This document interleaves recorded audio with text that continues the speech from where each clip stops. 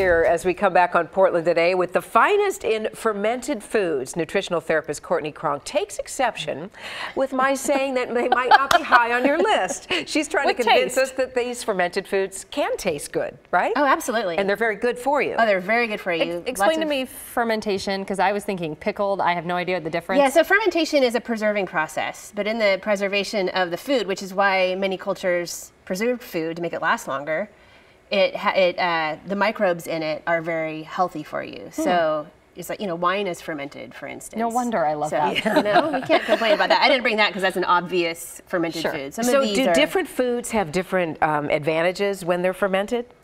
They probably do. I mean, you can have like kefir and dairy. I can't have dairy, so I chose some non-dairy things. But fermented foods in general are just very healthy. They're easy to digest because the microbes inside them actually pre-digest. So easy to digest, and they're really good for the microflora in your gut. So should you eat like a serving a day? I mean, what would you recommend? A serving a day. You don't want to overdo it. It can be overdone. So that's a really, really good question. Oh, okay. But like with sauerkraut, just, you're not going to eat a whole jar in one sitting. You eat a dollop or something. Well, like that, I love sauerkraut on, say, a Polish. Yeah, absolutely. Anything like that, a baseball game. Now, carrots. I have never seen fermented carrots. Yeah, fermented carrot. A lot of things can be fermented. Grains can be fermented, carrots, lots of different kinds of vegetables. You want to taste one, Ashley? I would love to, yeah. There you go. I mean, and they look really pretty. Thank you, Courtney. Is it difficult to ferment food? You know what? It is so easy. It just takes some patience because it doesn't ferment overnight. You have to give it some time. So I can't take credit.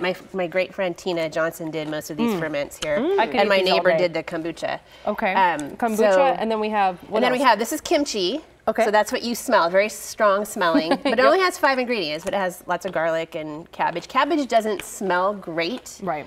So we talked about that to begin with. But do you know that fermented sauerkraut is just 2 ingredients? It's just salt and cabbage. That's it. But fermented cabbage has 20% more, 20 times more vitamin C than the equivalent volume of fresh cabbage. Really? So it's extremely healthful. Yeah. Better for you when it's fermented.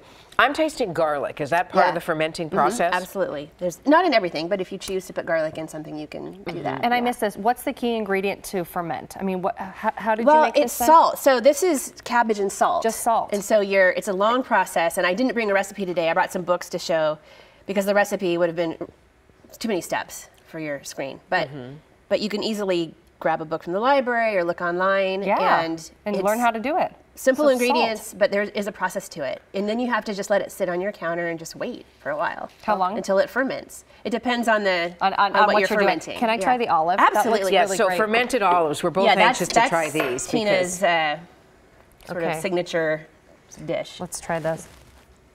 And these, again, are very healthy for you. Yeah, absolutely. It sort of enhances the flavor. Absolutely. Overall, I think. Yeah, so they're very flavorful. They do have sometimes, strong smell when you open them, but they taste really good, and they're good for you. And you have something for us to drink there. Yes, this is kombucha that my neighbor Judy made. She said it has blueberry and lime. That is a tiny That sounds delicious. And Courtney, where can people get more information from you? nourishportland.com is my website. Cheers. Are you sure this isn't the olive juice? It has a similar flavor. I like it. I love kombucha though. Yeah. So, Courtney Cronk, thank you with Nourish Thank you so Portland. much. Appreciate it, Courtney. Drew, what are you up to over